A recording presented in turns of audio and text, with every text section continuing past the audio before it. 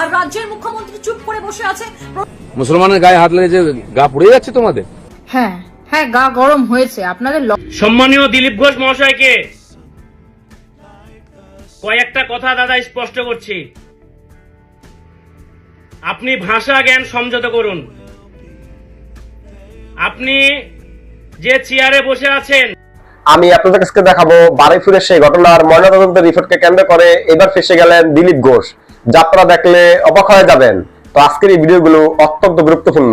আমি আশা করব যে আপনারা সম্পূর্ণ ভিডিওটি দেখবেন, আর এই সম্পূর্ণ ভিডিওটি দেখলেই বিস্তারিত জানতে পারবেন। আর এই ভিডিওগুলো দেখানোর আগে আপনাদের কাছে আমার ছোট্ট একটি রিকোয়েস্ট, আপনারা যদি আমার চ্যানেলে নতুন হয়ে থাকেন তাহলে নতুন আপডেট নিউজ সবার আগে পেতে আমার এই চ্যানেলটি সাবস্ক্রাইব করে আমার সাথেই থাকুন। আর এখন চলুন কথা না বাড়িয়ে আমরা এক এক করে ভিডিওগুলো দেখে আসি। হ্যাঁ, এটা ঘটনা হয়ে গেছে, সংখ্যালঘু সমাজের উপর হাত পড়েছে, তাই অনেকের গা গরম হয়ে গেছে। দিনের পর দিন হিন্দু মহিলারা রেপ হয়েছে, মার্ডার হয়েছে, আমাদের কর্মীরা মার্ডার হয়েছে, বাড়ি ভেঙে দেওয়া হয়েছে, কাউকে যেতে দেখিনি। মুসলমানের গায়ে হাত লেগেছে, গা পুড়ে যাচ্ছে তোমাদের? হ্যাঁ হ্যাঁ, গা গরম হয়েছে। আপনাদের লজ্জা বলে কিছু নেই, এই সময়ও আপনাদের লজ্জা বলে কিছু নেই। সব বেঁচে খেয়ে দিয়েছেন। একটা 11 বছরের মেয়ের সাথে এরকম অপরাধ অন্যায় করা হয়েছে, সেখানেও আপনারা হিন্দু মুসলিম করছেন। তা বাকি 12 জনের যেটা হয়েছে, বাকি 12 জনের সাথে যে একই ঘটনা হয়েছে, তারা তো সবাই হিন্দু, তাদের নিয়ে তো কোনো উচ্চ বাচ্চা দেখছি না। না তাদের বাড়িতে গেছেন আপনারা, না আরজি করার সময় আপনারা রাস্তায় নেমেছিলেন, না আপনারা তাদের হয়ে প্রতিবাদ করেছিলেন। আমরা ছিলাম রাত দখলে। মমতা বন্দ্যোপাধ্যায় পরের দিন রাজপথে যেমন কালকে নেমেছিল, সেই দিনও নেমেছিল অভয়ের হয়ে বিচার চাইতে। আপনারা দেখেননি মনে হয়, আপনারা দেখে নিন তাহলে গিয়ে দয়া করে। সব মিডিয়া সবাই আপলোড করেছিল, একটু দেখে নিন গিয়ে। অন্ধভক্তরা এবং দিলীপ ঘোষ সমেত বিজেপির সব কটা গোবর খেকো লোকজনরা। লজ্জা করে না আপনাদের? আপনাদের মানে কি বলবো, যাকে পেটানো হয়েছে সে নাকি নির্দোষ, আর যারা আপনাদের সরকারের হয়ে, এই জঘন্য ছ্যাঁচড়া সরকারের হয়ে প্রোটেস্ট করবে, তারা আপনারা গুন্ডাদের মধ্যে মানে দাঙ্গাকারীদের মধ্যে আপনারা তাদেরকে লিস্টেড করবেন। মানে কেন? মানে কেউ প্রতিবাদ করতে পারবে না, কেউ সমালোচনা করতে পারবে না, আপনারা যা মন চায় তাই করে যাবেন। আপনারা আসার পর থেকে ওয়েস্ট বেঙ্গলে যা হয়েছে 15 বছরও হয়নি, এটা আপনারাও জানেন। আপনারা মমতা বন্দ্যোপাধ্যায়কে ভয় পান। আপনাদের নিজেদেরই রক্তটা গরম হয়ে গেছে ভেবে যে আপনারা এবার কি করবেন। আপনারা সামান্য আপনাদের কর্মীদেরকেই ট্যাকল করতে পারছেন না, পুরো ওয়েস্ট বেঙ্গলকে ট্যাকল করবেন। প্রত্যেকটা জায়গায় এরকম মারামারি খুনোখুনি হচ্ছে আপনাদের জন্য। 15 বছর এরকম হয়নি। কতজনকে মেরেছেন আপনারা এইবারে? আপনাদের যে লিস্টটা আপনারা ধরান 2021-এ, যে লিস্টটা প্রত্যেকটা অন্ধভক্ত প্রত্যেকের কমেন্টে গিয়ে দিয়ে আসে, ওই লিস্টের কতটা সত্যতা আছে একটু জানান তো দয়া করে। কোনো সত্যতা নেই। হোয়াটসঅ্যাপে একটা লিস্ট পাঠিয়ে দিলেই হলো, আমরা লিস্ট করেছি, সত্যতা সমেত লিস্ট করেছি, কে মেরেছে, কে কোথায় কি করেছে সব সমেত লিস্ট করেছি। এই লিস্টটার কবে বলেন তো এফেক্ট হবে? 2029-এর পর। আপনারা রেডি থাকুন। বাংলার মানুষ যদি আপনাদের ভোট দিয়ে নিয়ে আসতে পারে, তারাই আপনাদের ঝাঁটা মেরে বিদায় করবেন। 13টা কেস 2 মাসে, গত 15 বছরও হয়নি দাদা। বুঝতে পেরেছেন দাদা কাকারা? একটু লজ্জা করুন। আর দিলীপ ঘোষকে একটু পড়াশোনা করতে বলুন। একজন মিনিস্টারের মুখের ভাষা, মুখের কথা এটা। উনি আপনাদের মনের কথাগুলো বলে দেয়, ওনার মুখ দিয়ে আপনারা বলেন। সেই বাংলায় দাঁড়িয়ে আপনারা মেয়েদেরকে অপমান করছেন, আপনারা এই বাংলায় দাঁড়িয়ে নেতাজিকে অপমান করছেন, আপনারা এই বাংলায় দাঁড়িয়ে, যেই বাংলা ব্রিটিশদের তাড়িয়েছে সেই বাংলায় দাঁড়িয়ে আপনারা অন্যায় করছেন। টিকতে পারবেন না, ধোপেও টিকবেন না। কোন আইন আনবেন? ব্রিটিশদের কালা কানুনের সমান আপনারা আইন নিয়ে এসেছেন, গুন্ডা দমন আইন। একই ব্রিটিশদের চালা হলে যা হয়। বন্ধ করুন। গা গরম কি হয় সেটা মানুষ কিন্তু বুঝিয়ে দিতে বেশিক্ষণ টাইম লাগাবে না। কোনো আইনই কিন্তু তখন আর মানুষ মানবে না। পাবলিকের মার জনরোষ অ্যাকচুয়ালি কি হয়, তখন আপনারা খেতেও বেঁচে থাকতে পারবেন না। এখনো টাইম আছে, শুধরে যান এবং শাস্তি দিন, খরচ করুন। সকালে জমা নিন, বিকেলে খরচ করুন। না আপনাদের মন্ডল সভাপতি এবং আপনাদের গ্যাংয়ের গুন্ডাগুলো ইনক্লুড আছে বলে তারা কেউ শাস্তি পাবে না। হ্যাঁ, বারুইপুর গণধর্ষণের যে নারকীয় ঘটনাটা ঘটেছিল, একটা ফুটফুটে ফুলের মতো প্রাণকে কিছু জানোয়ার, কিছু নিকৃষ্ট, কিছু বর্বর নোংরামি করেছিল, এক মায়ের কোল খালি করেছিল। সেই অভিযুক্তদের মধ্যে প্রভাস মণ্ডলের গতকাল রাতে এনকাউন্টার হয়েছে পুলিশের। Historical day of West Bengal প্রশাসন। এই প্রথম পশ্চিমবঙ্গে পুলিশ এনকাউন্টার করেছে ধর্ষণে জড়িতকে এনকাউন্টার করেছে। আর গত দুদিন আগে আমাদের প্রাক্তন মুখ্যমন্ত্রী মমতা বন্দ্যোপাধ্যায় রাস্তায় একটা 2 ফুটের মোমবাতি নিয়ে বেরিয়ে পড়েছিলেন। কি না, উনি মিছিল করছেন, উনি প্রতিবাদ করছেন।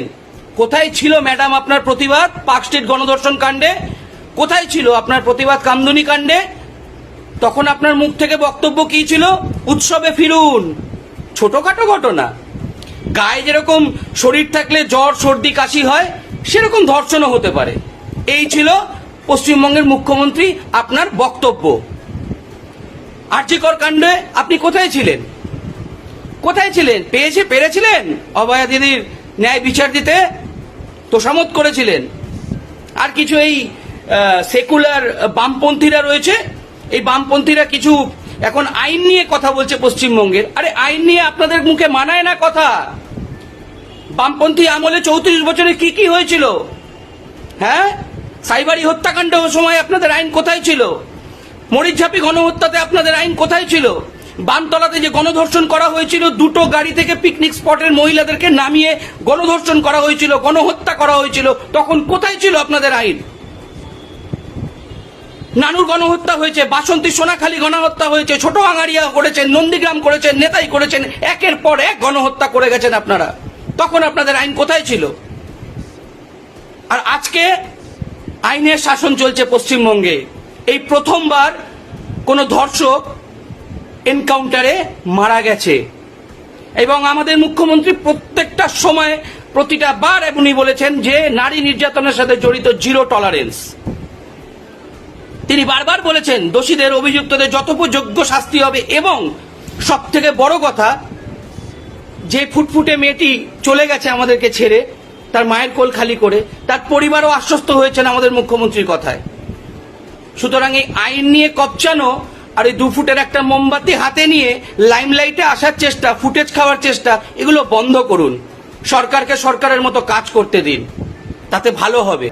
আজকে বলুন তো, বারুইপুরে যে ঘটনাটা ঘটেছে, এই ঘটনাটা যদি উল্টো হতো, যদি ওই যে মেয়েটিকে ধর্ষণ করা হয়েছে ওই মেয়েটি যদি হিন্দু সম্প্রদায়ের কোনো মেয়ে হতো, আর ছেলেগুলো যদি সম্পূর্ণ প্রত্যেকটা ছেলে মুসলিম সম্প্রদায়ের ছেলে হতো, এতক্ষণ পর্যন্ত আপনার বাড়ির পাশে থাকা মুসলিম ছেলেটির জামার কলার ধরে এরা বাইরে টেনে আনতো, টেনে এনে মারধর করতো এবং তার বাড়ির মেয়েটাকে শেখাতো যে ওই যে পাশের বাড়ি মুসলিম ছেলেটার সাথে তুই চলবি না, মুসলিমরা ভালো হয় না, মুসলিমরা ধর্ষক হয়, ওরা জিহাদির বাচ্চারা নোংরা।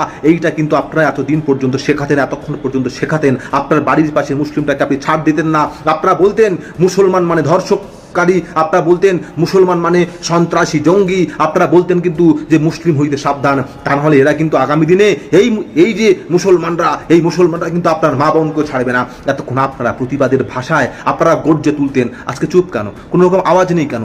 চুপ করে আছেন কেন? আরে ওই বারুইপুরের যারা শুভবুদ্ধি সম্পন্ন মানুষ, তারা নিজেরাই বলছে যে যারা ক্রিমিনাল, যারা ধর্ষক, তাদের কোনো রকম জাত হয় না।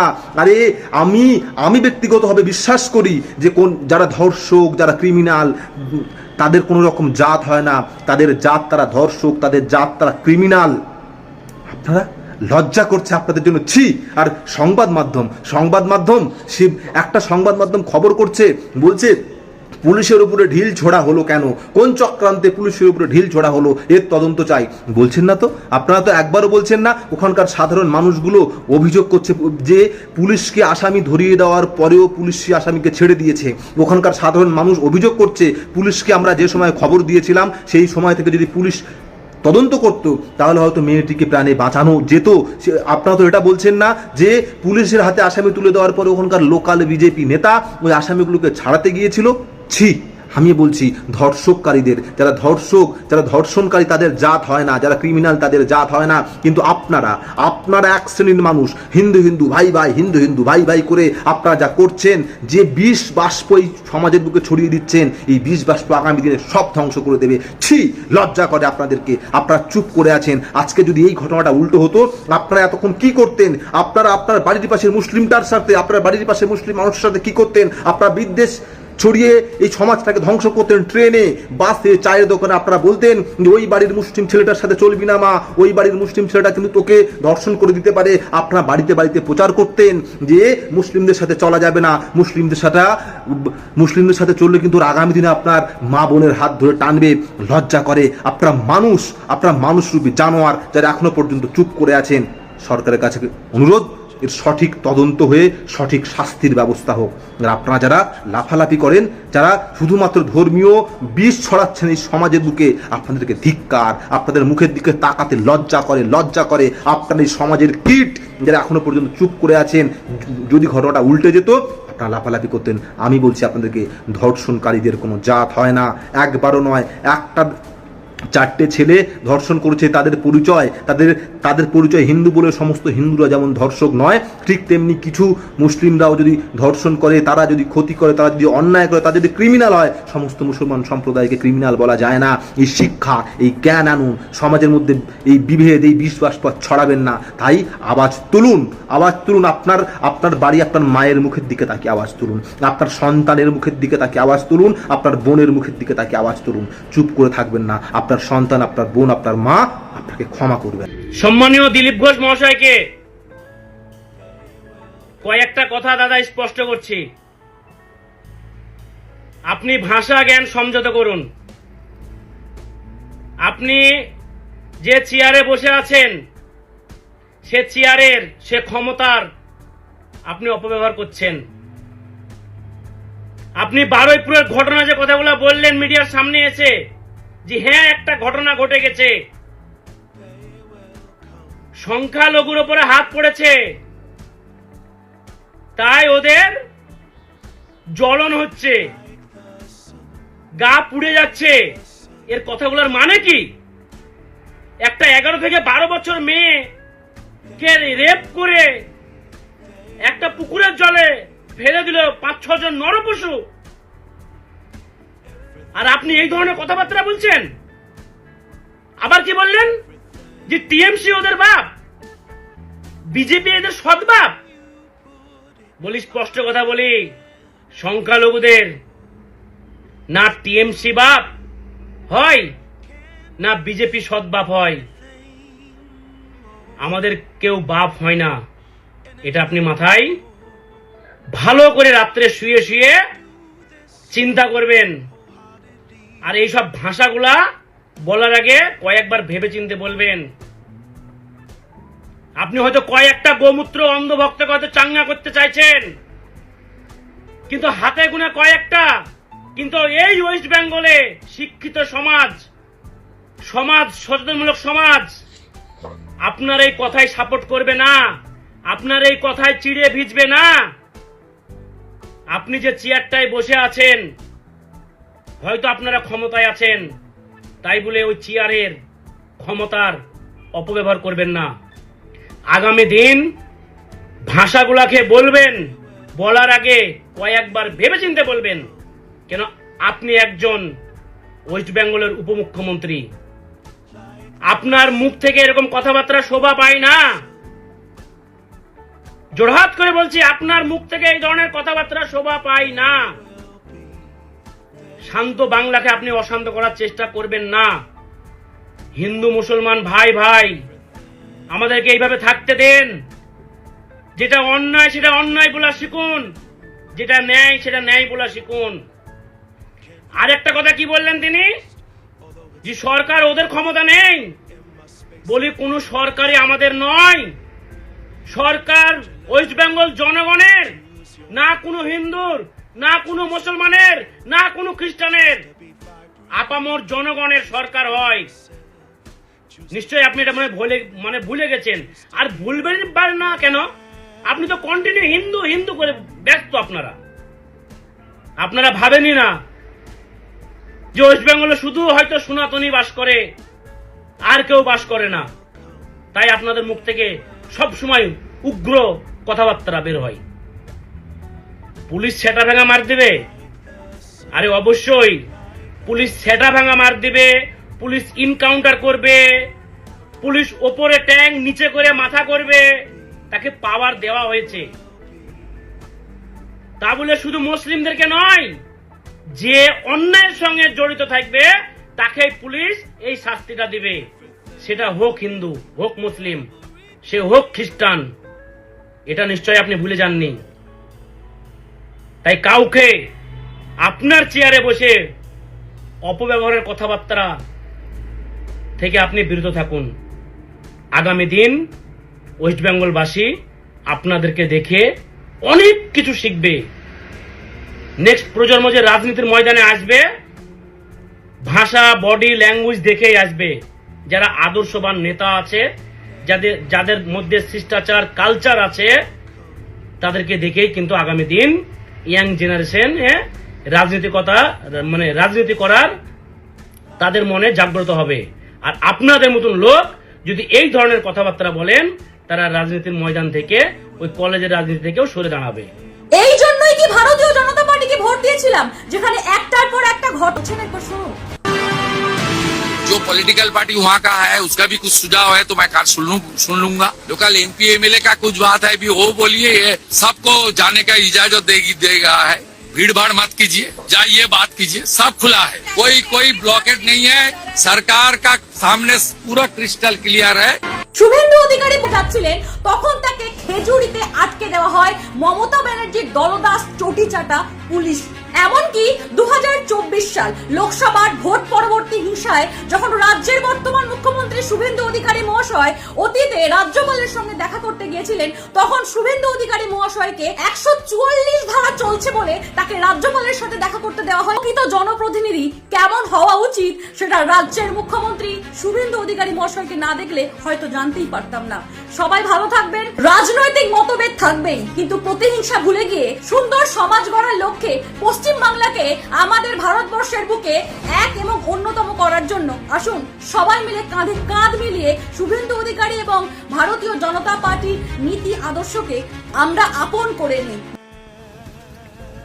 পশ্চিমবঙ্গের প্রাক্তন মুখ্যমন্ত্রী, হে মাননীয়া, বারুইপুরে এটি রেপ হওয়ার পর খুন হয়েছে, তার বাড়িতে না সিম্প্যাথি দেখাতে আর যেই যাক, আপনি যাবেন না। আপনার যাওয়াটা না মানায় না, জাস্ট নেওয়া যায় না। একটু লজ্জা শরম, একটুখানি ঘেন্নার কাণ্ডজ্ঞান রাখুন। বয়স তো হচ্ছে, লোকজন তো আরজি করে কেসটা ভুলে যায়নি এখনো। যে রাতে অভয়া খুন হয় ওরকম নৃশংসভাবে রেপ হওয়ার পর, সে রাতে কতটা উদ্যোগ নিয়ে প্রাতিষ্ঠানিক প্রচেষ্টায় একেবারে তার সমস্ত তথ্য প্রমাণ লোপ করা হয়েছিল। তারপরেও দিনের পর দিন ধরে হাজার লোক ওই জায়গাটা দিয়ে হাঁটিয়ে তাদের জুতো পরা পায়ের ধুলো, সমস্ত প্রমাণ লোপ, ফরেন্সিক এভিডেন্সগুলো নষ্ট করে দেওয়া হয়েছিল। কি করে কত চটজলদি তার শরীরটা সৎকার করে দেওয়া যায়, কারণ বডি আগুনে পুড়ে গেলে পরে সেকেন্ড টাইম পোস্টমর্টেম করে আসল কথা ধরতে পারার কোনো সম্ভাবনা থাকবে না।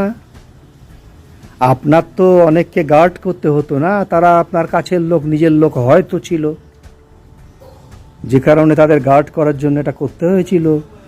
আপনি তৎকালীন পুলিশ মন্ত্রী, তৎকালীন স্বাস্থ্যমন্ত্রী, কেন যে সিবিআই আপনাকে কাস্টডিতে নিয়ে এখনো অভয়া হত্যার ব্যাপারে জেরা করেনি, আমাদের কাছে একটা রহস্য, একটা কনফিউশন।